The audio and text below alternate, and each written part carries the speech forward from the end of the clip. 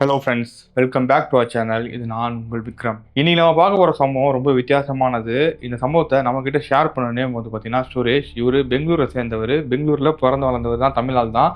ஆனால் இவர் வேலைக்காக சென்னைக்கு வந்திருக்காரு. ஸோ சென்னையில் எங்கே தங்கியிருந்திருக்காருன்னு கேட்டிங்கன்னா மடிப்பாக்கம்ன்ற இடத்துல தான் தங்கிட்டு இருந்திருக்காரு. ஸோ இந்த இடத்துல தங்கியிருக்கும் போது இவரோட ஃப்ரெண்ட்ஸ் எல்லாம் வந்து ரெகுலராக அந்த பேட்மிண்டன் இடத்துக்குலாம் போவாங்கல்ல, அந்த மாதிரி போயிருக்காங்க. ஸோ அப்படி போன ஒரு இடத்துல ஒரு பெரிய சம்பவம் நடந்திருக்கு.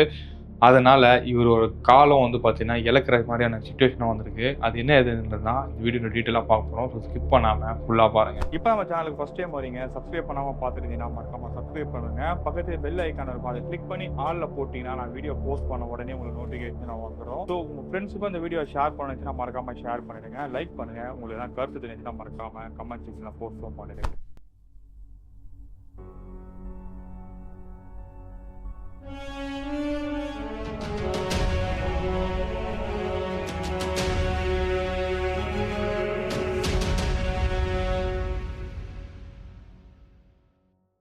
பெங்களூரில் இருக்கிற ராகிகுடான்ற இடத்துல தான் வந்து சுரேஷ் வந்து பார்த்தீங்கன்னா பிறக்கிறாரு. ஸோ அங்கே தான் அவர் படித்து முடிக்கிறாரு. ஸோ படித்து முடிச்சுட்டு பெங்களூரில் வந்து பார்த்தீங்கன்னா ஒரு கம்பெனியில் வேலையும் பார்க்குறாரு. அந்த கம்பெனிலேருந்து என்ன செய்கிறாங்கன்னு பார்த்தீங்கன்னா ஒரு சின்ன ஒரு ப்ராஜெக்ட்டுக்காக ஒரு 6 மாதம் வந்து சென்னையில் தங்கணும் அப்படின்னு சொல்லி அனுப்பி விடுறாங்க. இவரும் வந்து பார்த்தீங்கன்னா சென்னையில் வந்து ஃபஸ்ட்டு ஸ்டார்டிங்கில் பிஜி எடுத்து தான் தங்கிட்டு வந்துட்டு இருக்காரு. ஸோ பிஜி சாப்பாடு இவருக்கு அந்தளவுக்கு செட் ஆகலை. ஸோ செட் ஆகாதனால அவர் என்ன செய்கிறாருன்னா இவர் கூட வேலை செய்கிற ஒரு 4-5 பேர் சேர்ந்துக்கிட்டு மடிப்பாக்கத்தில் ஒரு வீடை வாடகை எடுக்கிறாங்க. ஸோ வாடகை எடுத்து அந்த இடத்துல தான் வந்து தங்கவும் செய்கிறாங்க. ஸோ இந்த 6 மாதம்ன்ற ப்ராஜெக்ட் என்ன ஆகுதுன்னு பார்த்தீங்கன்னா 1 வருஷமா ஆகிடுது. ஸோ இது 1 வருஷம் வந்து சென்னை தான் இருக்கணும் அப்படின்ற ஒரு சுச்சுவேஷன் அமைஞ்சிருது. ஏன்னா அதுக்கேற்ற மாதிரி இவருக்கு வந்து இன்க்ரிமெண்ட்டும் கொடுத்துட்றாங்க. ஸோ இவர் போக வேணாம்னு சொல்லி சென்னையிலே இறந்துடுறாரு. ஸோ இந்த ஒரு தமிழ் தெரியும் அப்படின்றதுனால இவருக்கு பிரச்சனையே கிடையாது. ஸோ இவர் என்ன செய்யறாருன்னு பார்த்தீங்கன்னா வேலை முடிச்சு மீதி டைம்லலாம் வந்துட்டு ஃப்ரீயாக வீட்டில் இருக்கக்கூடாது, எதனா ஒரு ஆக்டிவிட்டி பண்ணணும் அப்படின்னு சொல்லிட்டு ஜிம்முக்கு போகிறாரு. ஸோ ஜிம்முக்கு போனால் இவரால் தனியாக வந்து இப்போ அங்கே ஒர்க் அவுட் பண்ணுறது எல்லாமே கொஞ்சம் போர் அடிக்குது. ஸோ யாரா பார்ட்னர் நல்லா இருக்கும்னு நினைக்கிறாரு. அப்படி ஒரு பார்ட்னர் இருக்கும் தேடலாம்னு சொல்லிட்டு போய் தேடி பார்க்கும்போது தான் இவர் கூட வேலை செய்கிற பசங்க இருக்காங்களே, அவங்க என்ன சொல்கிறாங்கன்னா ஜிம்முலாம் போகிறதெல்லாம் போர், என் கூட பேட்மிண்டன் விளாட்லாம் அப்படின்னு சொல்லி கூப்பிட்றாங்க.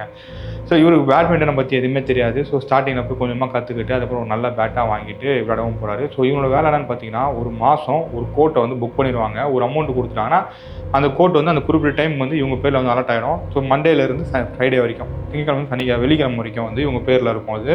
ஸோ சனி ஞாயிறுலாம் அப்படி கிடையாது. ஸோ 5 நாள் வந்து இவங்க போய் விளையாடுற மாதிரி இருக்கும். இவங்களோட வேலை என்னன்னு பார்த்தீங்கன்னா மோஸ்ட்லி இவங்க போய் விளையாடுறதே வந்து நைட்டு 10 மணிக்கு மேலே தான் போய் விளையாடுவாங்க. ஏன்னா ஆஃபீஸ் முடிச்சுன்னா அது லேட் ஆகிடும். ஸோ லேட் ஆகிட்டு இவங்க விளையாடி முடிச்சுட்டு அதுக்கப்புறமா இப்போ படுக்கிறது, இந்த மாதிரி தான் வேலையை இவங்க பார்த்துட்டு இருந்திருக்காங்க.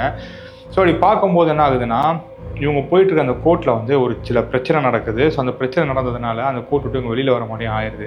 ஸோ அதுக்கப்புறம் வேறு கோர்ட் எதுனா இருக்குமா அப்படின்னு சொல்லி பார்க்குறாங்க. அப்படி பார்க்கும்போது இவங்களுக்கு ஒரு கோர்ட்டும் வந்து பார்த்திங்கன்னா மடிப்பாக்கத்தில் கிடைக்குது. ஸோ அந்த கோர்ட்டில் போய் இவங்க குறிப்பிட்ட டைம் ஸ்லாட் வந்து கேட்குறாங்க. கேட்கும்போது என்ன சொல்கிறாங்கன்னா அந்த டைம் ஸ்லாட் இல்லைங்க, அதுக்கு மேலே தான் இருக்குன்னு சொல்கிறாங்க. ஏன்னா யூஸ்வலாக 9, 10 அந்த டைம் தான் போவாங்க. ஸோ மோஸ்ட்லி 9 மணிக்கு போயிடுவாங்க. ரேர் கேஸ் தான் 10 மணி அந்த மாதிரிலாம் போகிறது. ஸோ அப்போ என்ன ஆகுதுன்னு பார்த்தீங்கன்னா அவங்க வந்து 11 மணி ஸ்லாட் தான் இருக்குது அப்படின்ற மாதிரி சொல்கிறாங்க.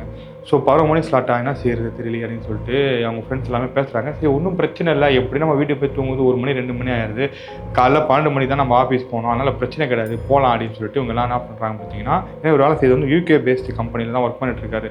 ஸோ அங்கே டே லைட் சேவிங்லாம் மாறும்போது இவங்களுக்கு இங்கே டைமிங்கும் மாறும். ஸோ அதனால் என்ன ஆகுதுன்னு பார்த்தீங்கன்னா சரி ஓகே நம்ம வந்து அங்கேயே போய் வந்து 11 மணிக்கு தானே போகலாம் அப்படின்னு சொல்லிட்டு இவங்களும் பிளான் பண்ணுறாங்க. ஸோ ஸ்டார்டிங்கில் வந்து ஒரு 2-3 நாள் நல்லா தான் போயிட்டுருக்கு. ஒரு நாள் நடக்குதுன்னு பார்த்தீங்கன்னா சரியான மழை. சுரேஷ் மட்டும் ஃபஸ்ட்டு போயிடுறாரு. ஏன்னா அவர் நடுவில் வந்து ஒரு வேலையாக வராரு அந்த பக்கம். ஸோ வரதுனால என்ன சொல்கிறாங்கன்னா நான் ஃபஸ்ட்டு போயிடுறேன், அப்படியே நீங்கள் வந்துருங்க அப்படின்னு சொல்லிட்டு இவர் அந்த இடத்துக்கு போயிடுறாரு. ஸோ அந்த இடத்துல பொறுத்த வரைக்கும் வந்து பார்த்தீங்கன்னா ஆளுங்க யாருமே இருக்க மாட்டாங்க. ஸோ நீங்கள் பிளாக் பண்ணியிருக்கீங்கன்னா நீங்கள் போய் கதவு திறந்துட்டு லைட்டை போட்டு நீங்கள் விளையாடிட்டு மதியம் வரும்போது ஆஃப் பண்ணிட்டு வந்துடணும். உங்களுக்கு இடத்துல வேறு யாருன்னா வந்துட்டாங்கன்னா பிரச்சனை கிடையாது, நீங்கள் அப்படியே விட்டு வந்துடலாம். ஸோ இந்த மாதிரி தான் அந்த இடத்துல இருக்கும். ஸோ சுரேஷ் என்ன செய்கிறாருன்னு பார்த்தீங்கன்னா இவர் போய் உட்காந்துட்டு ஷூவெல்லாம் வந்து பார்த்தீங்கன்னா மாட்டிட்டு ஸ்ட்ரெச்சஸ் பண்ணிவிட்டு சும்மா லைட்டாக வார்ம் அப் பண்ணி அங்கே பண்ணிகிட்ருக்காரு. ஸோ அப்படி பண்ணும்போது ஒரு விஷயத்த நோட் பண்ணுறாரு. என்னன்னு பார்த்தீங்கன்னா ஒரு மாதிரியான ஸ்மெல்லு வருது. அது எப்படி சொன்னால் கவுச்சி ஸ்மெல்லு வருது. இவருக்கு எங்கேருந்து வருது அப்படின்னு சொல்லி சுற்றி பார்க்குறாரு. பட் எங்கேயுமே அந்த மாதிரி ட்ரெஸ் இல்லை. அப்போ தான் அவருக்கு தோணுது ஓகே ஒரு நாள் மழை வந்ததுனால அந்த ஸ்மெல் வருது போல், ஏன்னா பக்கத்தில் சின்னதாக ஒரு குட்டை ஒன்று இருக்குது. ஸோ அதனால் அந்த ஸ்மெல் வருது போல் சொல்லிட்டு இவரும் வந்து சைலண்டாக விட்டுறாரு. பட் அந்த இடத்துல வார்ம் அப் பண்ணும்போது ஆகுதுன்னு பார்த்தீங்கன்னா இவர் கூட அங்கே யாரோ இருக்கிற மாதிரி ஒரு ஃபீலிங் இருந்துக்கிட்டே இருக்குது. இவர் சுற்றி முற்றி பார்க்குறாரு, யாருமே இல்லை. கொஞ்ச நேரத்தில் ஆகுதுன்னு பார்த்தீங்கன்னா யாரோ ஒரு முதுகு வந்து தடையிட போன மாதிரி இவருக்கு ஒரு சென்சேஷன் வருது. என்னடா அது அப்படின்னு சொல்லிட்டு இவர் வச்சுட்டு இருக்காரு. அப்போ யோசிக்கும் போது தான் வந்து இன்னொருத்தர் அந்த இடத்துக்கு வராரு.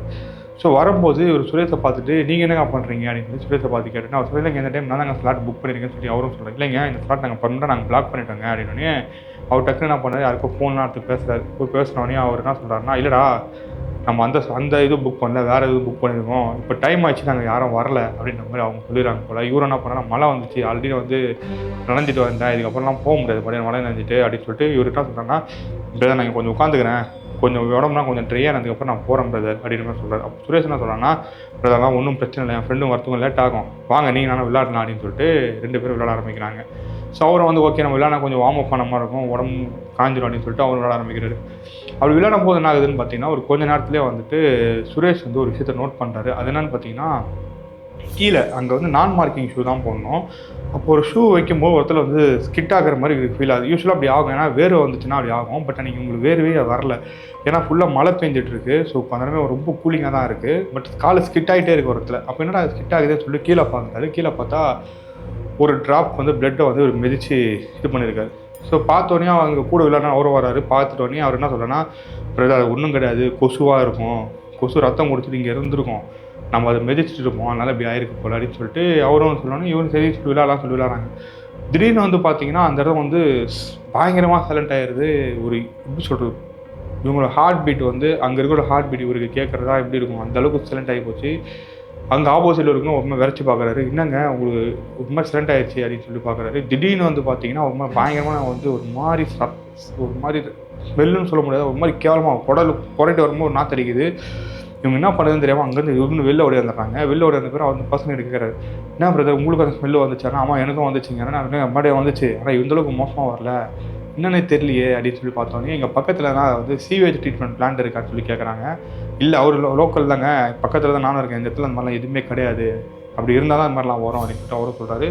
சுரேஷை வந்து சரி தெரியல, சரி பசங்களை ஃபோன் பண்ணணும்னு சொல்லிட்டு பசங்களை ஃபோன் பண்ணி நான் வந்து லேட் ஆகண்டா, என்ன நீ கிளம்பி வந்துரு, இவ்வளோ மழையிலாம் விளையாட முடியாதுன்னு சொன்னோன்னே சுரேஷ் என்ன பண்ணாரு, இல்லைங்க கிளம்பி போகிறது தான் பெட்டர்னு நினைக்கிறேன்னு. அவர் என்ன சொல்கிறாருன்னா, இன்னொருத்தர் வந்தார்ல, இல்லை பிரதர் என்கிட்டயும் வண்டியில் நீங்களும் பைக்கில் தான் வந்திருக்கீங்க, நானும் பைக்கில் அவரும் பைக்கில் தான் வந்திருக்காரு. பட் அவர்கிட்ட ரெயின் கோட் இல்லை. ஸோ மழை நனைஞ்சிட்டு தான் போனோம், கொஞ்சம் மழை நினைஞ்சது அப்புறமே போகலாம், அது வரைக்கும் விளையாடுவோம்னு சொல்லிட்டு மறுபடியும் விளையாட ஆரம்பிக்கிறாங்க. மறுபடியும் விளையாட ஆகும்போது பார்த்தீங்கன்னா மறுபடியும் அதே மாதிரி ஸ்கிட் ஆகுது. என்னன்னு பார்த்தா அந்த டைம் வந்து அந்த இடம் ஃபுல்லாகவே வந்து பார்த்தீங்கன்னா அங்கங்கே பிளட்டாகவே இருக்குது. என்னடா அது பிளட் வருதுன்னு சொல்லிட்டு சுரேஷ்க்கு ஒரு பயம் வந்துச்சு. ஏன்னா அப்பவுமே ஒரு ஹீட் ஆச்சுன்னா மூக்கில் ரத்தம் வருமா. ஸோ அந்த மூக்கில் ஒரு ரத்தம் தான் கை வச்சு பார்க்குற எங்கேயுமே இல்லை. கையில் எங்கே அடிப்படிச்சா காலில் எங்கே அடிப்படா சுற்றி பார்க்குறாரு. ஆப்போசிட்டில் இருக்கிறவங்களும் வந்து பார்த்தீங்கன்னா அதே மாதிரி தான் வந்து பார்க்குறாரு. என்னங்க அது பிளட்டு ஒரே பிளட்டாக இருக்குது, எங்கேருந்துங்க அதுன்னு சொல்லிட்டு மேலெலாம் பார்க்குறாங்க, எதுவுமே இல்லை. அப்போ என்ன ஆகுதுன்னு பார்த்தீங்கன்னா அந்த இன்னொரு பர்சன் இருந்தார் பார்த்தீங்கன்னா, அந்த பர்சன் வந்து நேராக வந்து ஒரு மாதிரி ரவுண்ட் அடிக்கிறாரு. நேராக போய் அந்த கார்னருக்கு போகிறாரு.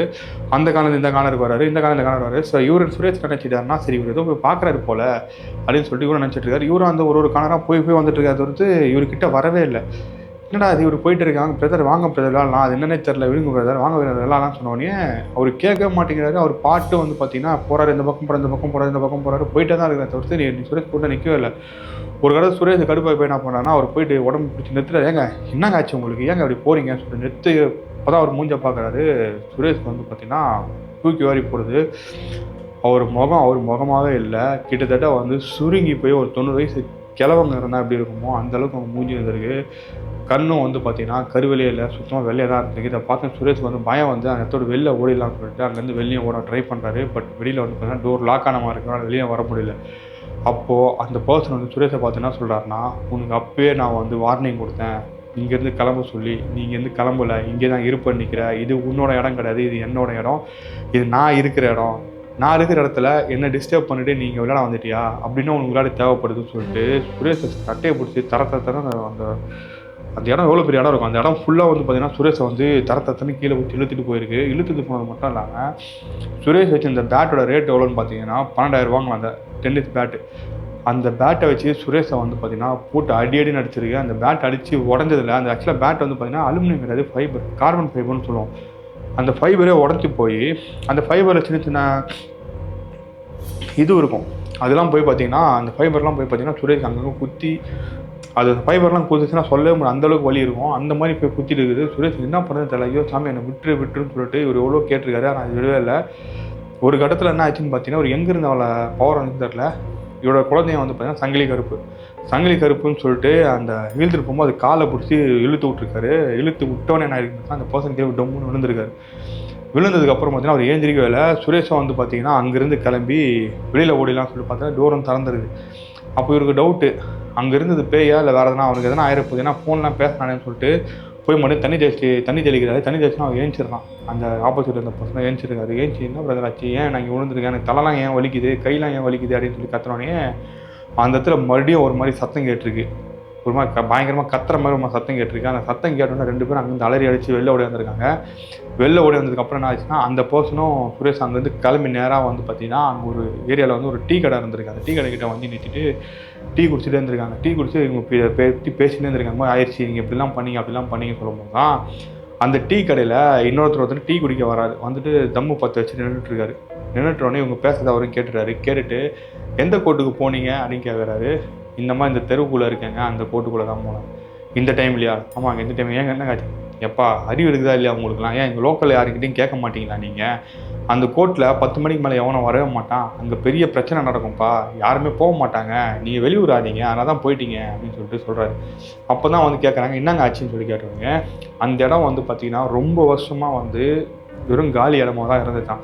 அவங்களுக்குள்ள சொத்து தகராறு இருந்திருக்கு, அங்காளி பங்காளி. ஆக்சுவலாக வந்து அந்த இடம் யார் பேரில் இருந்திருக்குன்னு பார்த்தீங்கன்னா அவங்க அந்த இடத்தோட ஓனரோட ஃபஸ்ட்டு பையன் பேரில் தான் இருந்திருக்கு.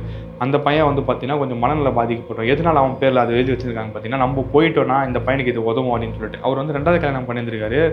2வது கல்யாணம் பண்ணின பசங்க என்ன பண்ணியிருக்காங்கன்னா, அவங்க அப்பா இறந்ததுக்கப்புறம் இந்த பையனை ஏமாற்றி சொத்தை வாங்கிலாம் சொல்லி ட்ரை பண்ணியிருக்காங்க. பட் அந்த பையனுக்கு மனநல பாதிக்கப்பட்டால் கூட கொஞ்சம் விவரம் தெரியும். ஸோ இந்த ஆர்டிசம் சொல்லுவாங்களா அந்த மாதிரி தான். ஸோ அப்படி இருக்கிறதுனால அந்த பையனை அப்படின்னா அதெல்லாம் கொடுக்க முடியாது அப்படின்னு சொல்லி அந்த பையன் சொல்லியிருக்கான் போல. ஸோ அந்த பையன் சொன்னதுக்கப்புறம் இவங்களும் என்ன பண்ணியிருக்காங்கன்னா ஏதோ பண்ணிக்கிண்ணி அந்த பையனை வந்து பார்த்தீங்கன்னா காலி பண்ணிட்டுருக்காங்க. ஸோ காலி பண்ணி அந்த இடத்த வந்து இவங்களும் வாங்கியிருக்காங்க. ஸோ அந்த இடத்த வாங்கினது மட்டும் இல்லாமல் அந்த இடத்த வந்து ஃபுல்லாக வந்து க்ளீன்லாம் பண்ணிவிட்டு அங்கே அப்பார்ட்மெண்ட் கட்டுறதுக்கு தான் பிளானும் பண்ணியிருக்காங்க. பட் என்ன தான் இவங்க ட்ரை பண்ணாலும் அந்த இடத்துல அப்பார்ட்மெண்ட்டே கட்ட முடியல. எவ்வளோ இவங்க கஷ்டப்பட்டுருக்காங்க, யாரையும் கூட்டினது ஏதோ பண்ணியிருக்காங்க, பண்ண முடியல. அப்போது கேரளாவில் ஒரு நம்பூதிரியை கூட்டிகிட்டு வந்து இந்த இடத்துல நான் வீடு கட்டணும், என்னால் கட்ட முடியல, பெரிய தரங்களாக இருக்குது அப்படின்னு சொல்லி சொன்னோன்னே தான் அந்த நம்பூதிரி ஒரு விஷயம் சொல்கிறாரு. நீங்கள் ஒரு மனநலம் பாதிக்கப்பட்ட பையனை துடிக்க கொண்டுருக்கீங்க. அந்த பையனோட ஆன்மா தான் இங்கே அலைஞ்சிட்ருக்கு. அந்த பையன் வந்து பார்த்திங்கன்னா ரொம்ப உக்கிரமாக இருக்கிறான். நீங்கள் நம்ம நார்மலாக செத்து போனோன்னா கூட நம்மளோட ஆன்மா அவ்வளோ உக்கிரமாக இருக்காது. மனநலம் பாதிக்கப்பட்டவங்களாம் வந்து பார்த்திங்கன்னா சாமிக்கு சமானமாக இருக்கிறவங்க. அது இல்லாமல் அந்த பையனை வந்து பார்த்திங்கன்னா அவங்க குலசாமி ஒரு பேர் சொன்னாங்க. அந்த சாமி பேருக்கு வந்து பார்த்திங்கன்னா காப்பு கட்டி அந்த பையனை விட்டுருக்காங்க. அந்த சாமிக்கு வந்து இந்த பையனை நேர்ந்து விட்டுட்டாங்களாம். இந்த பையனால் கல்யாணம் அதுவும் பண்ண முடியாதுன்றதுக்கு அந்த பையனை வந்து நேர்ந்து விட்டுட்டாங்களாம். ஸோ நேர்ந்து விட்டதுனால இந்த பையனை போனது வந்து பார்த்திங்கன்னா அது சாமி குத்தமாகி போச்சு. சொல்லப்போனால் அது உங்கள் குலசாமி. உங்கள் குலசாமியே உங்களுக்கு எதிராக நிற்கிறதுனால உங்களால் எதுவுமே பண்ண முடியாது, இதை மீறி என்னால் எதுவும் செய்ய முடியாது அப்படின்ற மாதிரி வந்து அந்த நம்பூதிரி சொல்லியிருக்காரு. அது எப்படி இவங்க எவ்வளோ ட்ரை பண்ணியிருக்காங்க, ஏதோ பண்ணி பார்த்தீங்கன்னா செட்டே ஆகலை. கடைசியாக அவங்க என்ன பண்ணியிருக்காங்கன்னா அந்த இடத்த வந்து இன்னொருத்தங்கிட்ட விற்றுருக்காங்க. இன்னொருத்தங்கிட்ட விற்ற உடனே என்ன ஆயிருக்குன்னு பார்த்தீங்கன்னா அந்த பர்சன் இடத்த வாங்கி வீடு கட்டான்னு அவரும் ட்ரை பண்ணியிருக்காரு. ஸோ அவருக்கு இந்த விஷயம்லாம் தெரிஞ்சதுக்கப்புறம் இந்த இடத்துல நம்ம வீடெலாம் கட்ட முடியாது, வேறு எதனா பண்ணி ஆகணும்னு சொல்லிட்டு இவருக்கு தெரிஞ்ச மாந்திரிகள் நிறைய பேர் கூப்பிட்டு வந்து பார்த்துருக்காங்க.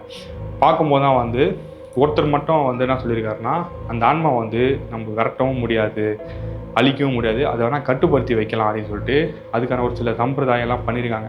பண்ணி என்ன சொல்லியிருக்காங்க பார்த்தீங்கன்னா, இந்த இடத்துல வந்து 4 மூலையில் வந்துட்டு நீங்கள் ஆட்டோட தலையை வந்து அறுத்து வைக்கணும். அது இல்லாமல் எப்படி சொன்னால் ஏதோ ஒரு குறிப்பிட்ட கேட்டகரியில் அந்த ஆடு இருக்கணுமா, அந்த ஆட்டோட தலையை வந்து அறுத்து நீங்கள் புதைக்கணும், இத்தனை ஆழத்தில் புதைக்கணும். அது இல்லாமல் வந்து இத்தனை எலுமிச்சை பழம் வைக்கணும். அதே மாதிரி வந்து பார்த்திங்கன்னா தேங்காய், இந்த மாதிரி நிறைய விஷயங்கள்லாம் சொல்லியிருக்காங்க. அதை பற்றி நான் டீட்டெயிலாக பேச விரும்பல. ஸோ அதெல்லாம் பண்ணி நீங்கள் அதை கட்டுப்படுத்தலாம் அப்படின்னு சொல்லியிருக்காங்க. ஸோ அப்படி கட்டுப்படுத்தும் போது அந்த ஆன்மா எதிர்க்கே வந்திருக்கு. அந்த சாமியார்கிட்ட வந்து எதுக்கு இப்படிலாம் நான் பண்ணுறீங்கன்னு கேட்ட பிறகு இந்த மாதிரி உன்னை இந்த இடத்த வாங்கிட்டாங்க, ஸோ உன்னை வந்து அவங்க தெய்வமாக நீங்களே பார்த்துப்பாங்க, நீங்கள் அவங்களுக்கு காவலாக இருந்து இந்த இடத்த நீ இருந்து கொடுக்கணும் அப்படின்னு சொன்ன பிறகு அந்த ஆன்மா என்ன சொல்லியிருக்குன்னு பார்த்தீங்கன்னா, என்னாலாம் அப்படிலாம் பண்ண முடியாது, இது என்னோட இடம். சரி ஓகே, அது உன்னோட இடமாவே இருந்துட்டு போட்டோம். நைட்டு இத்தனை மணிக்கு மேலே நீ எடுத்துக்கிய, ஏன் அவங்க யார் கேட்க போகிறா, அவங்க வந்து இந்த இடத்துல வீடு கட்ட போகிறதில்ல, இது இடமா தான் இருக்க போகுது, இந்த இடத்துல வந்து சின்னதாக டென்னிஸ் கோர்ட் மாதிரி தான் கட்ட போகிறாங்க, உனக்கு என்ன பிரச்சனை, நைட்டு ஃபுல்லாக இருந்துருக்கோம், பகலில் விட்டுரு அப்படின்னு சொல்லியிருக்காங்க. அதுக்கேற்ற மாதிரி அதுவும் வந்து பார்த்திங்கன்னா சத்தியம் பண்ணி வாக்கு கொடுத்துருக்கு. ஸோ ஓகே, இந்த டைம்லேருந்து நான் இது என்னோட இடம், இந்த இடத்துல நான் இருப்பேன் அப்படின்னு சொல்லிட்டு. ஸோ அந்த இடத்த வாங்கி அந்த இடத்துல டென்னிஸ் கோர்ட் கட்டினவங்க என்ன பண்ணியிருக்காங்க பார்த்தீங்கன்னா, ஒரு கான்ட்ராக்டர்கிட்ட அந்த இடத்த கொடுத்துட்ருக்காங்க. அந்த டென்னிஸ் கோர்ட் வந்து அவங்க மெயின்டைன் பண்ண முடியலன்றதுக்காக அவங்களுக்கு லீஸ் விட்டுட்ருக்காங்க. மாதமான இவ்வளோ அமௌண்ட்டுன்னு சொல்லிட்டு எனக்கு இவ்வளோ பர்சன்டேஜ் எனக்கு வேணும்னு சொல்லிட்டு ஏதோ அந்த அக்ரிமெண்ட், அதை பற்றி எனக்கு தெரியல. ஸோ அவருக்கு வந்து இந்த கதையெல்லாம் பற்றிலாம் தெரியாது. அவர் வந்து பார்த்திங்கன்னா அந்த இடத்த வந்து விட்டுருக்காரு. ஆனால் அவருக்கும் தெரியும் அந்த இடத்துல மாதிரிலாம் பிரச்சனை இருக்குது, இந்த மாதிரிலாம் நிறைய வருதுன்றது. பட் அது யாருக்கிட்டையுமே அவர் சொல்லலை. ஸோ யாருன்னா கும்பலாக ஒரு 5-6 பேர் இருக்காங்கன்னா அது பெருசாக தெரியாது, ஒருத்தர் 2 பேர் போனால் மாட்டிக்கிறாங்க அப்படின்றது அவருக்கு நல்லாவே தெரியும். பட் இந்த டைம் பார்த்து இவங்க 2 பேர் மட்டும் தனியாக போய் மாட்டிக்கிட்டாங்க. இது அந்த டீ கடையில் இருந்த அந்த பர்சன் சொன்ன உடனே இதெல்லாம் எப்படி உங்களுக்கு தெரியும் அப்படின்னு சொல்லி கேட்கும்போது தான் அவர் ஒரு விஷயம் சொல்கிறாரு. இதே இடத்துல தாங்க நானும் விளையாட போயிருந்தேன், ஒரு நாள் நைட்டு எனக்கும் இது நடந்துச்சு.